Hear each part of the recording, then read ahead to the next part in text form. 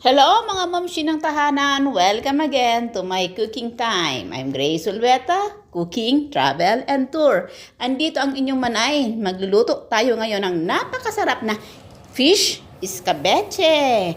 Ayan, nakikita nyo naman, ang sarap na naman ang tanghalian ng inyong manay. Kaya samahan nyo ako ngayon sa pagluto ko. Yung hindi pa po nakakapag-subscribe, subscribe po kayo sa aking YouTube channel.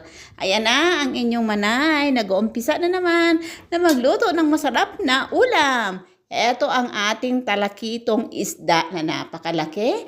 Ayan, nilagyan ko na siya ng sangkap niya, asin, paprika, black pepper, at ang iba pang pampasarap dyan. Hindi ko na po pinakita dahil usual naman po, ginagamit natin yon lagi. Ayan, umpisahan na natin ang ating pagprito ng ating isda. Lagyan na natin ng kaunti lang na oil. Dahil isang isda lang naman yan.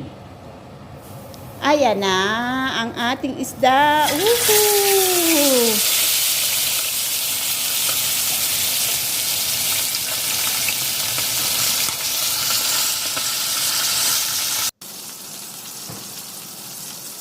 Ayan na, baliktarin na natin. Dahil luto na yung kalahati. Ito na naman kalahati. Nakikita nyo naman, pag madami kasing oil, talaga pong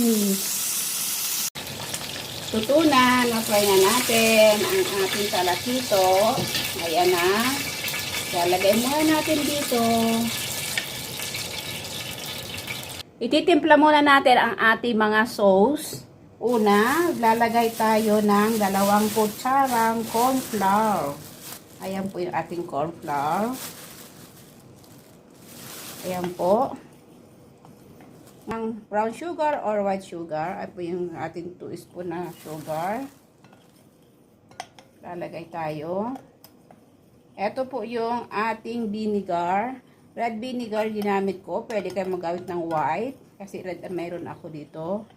Ayan. Maglalagay tayo ng soy sauce. Ayan. Maglalagay tayo ng oyster. Ayan siya. Maglalagay tayo ng UFC banana ketchup.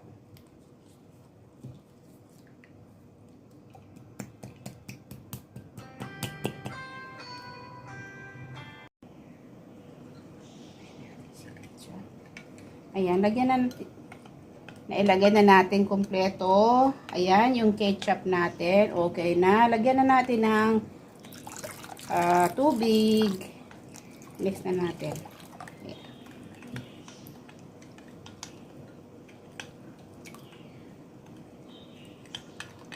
Okay na po, na-mix na natin. Magluluto na tayo. Ayan na po ang kinalabasan ng ating mix.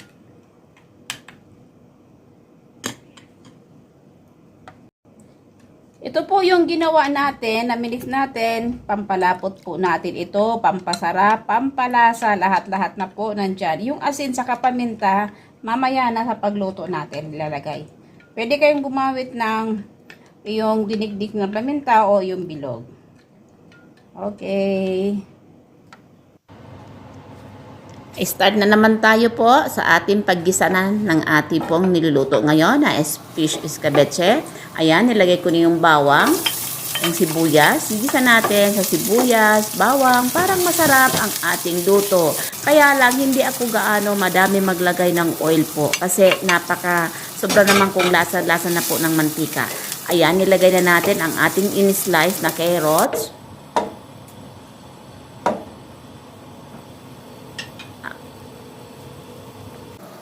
Ilalagay na po natin yung sauce natin na ginawa po kanina.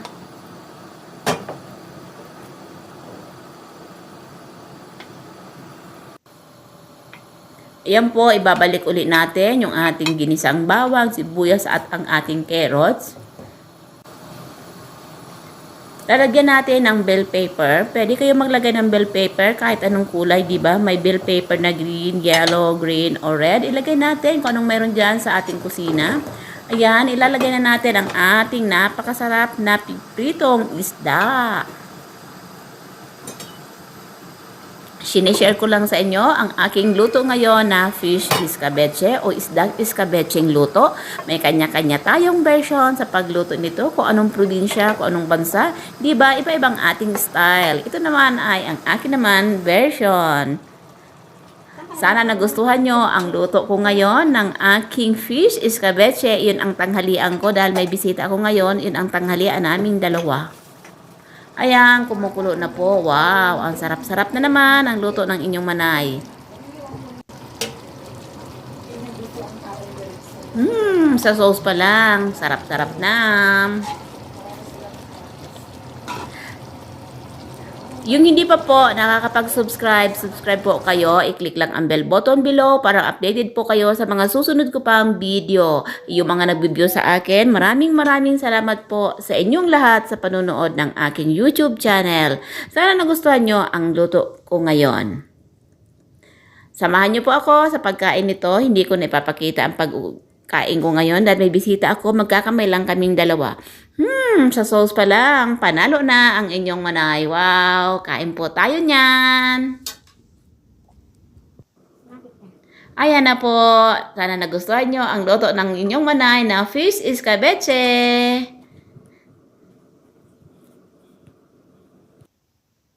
Ayan na po ang aking bisitang kaibigan ko. Yung ulo ng isda, ang una niyang kukunin, kakainin. Maraming salamat po sa inyong panunood ng aking YouTube channel. See you again po my next video. God bless you all. Bye-bye! Yum na po. Kain po tayo. Si mga nagkakain dyan, tara, kain po tayo. Tingnan nyo na lang aking luto. Sabayan nyo na lang po ako sa pagsubo nito. Bye-bye po!